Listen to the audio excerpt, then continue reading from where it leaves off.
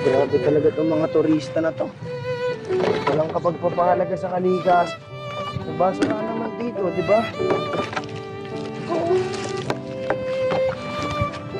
Oh, Ganyan na talaga ang mga tao ngayon, kuya, no? Tignan niyo po sa Boracay. Pinasara tuloy ng ating Pangulo. Kasi di kasi nilalagaan ng mga tao, eh. okay. Alam mo, kuya, dati ang kalat talaga. Pero ngayon, kuya, ang linis na. Sana mahalin ng tao ang kalikasan.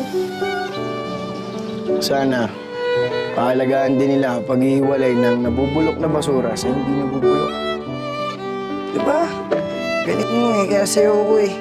Para kang matanda mag-isip eh. Pulutin mo nga yung iba dyan. Yan na nga. Oh. Sige, pagtutuloy na lang po natin.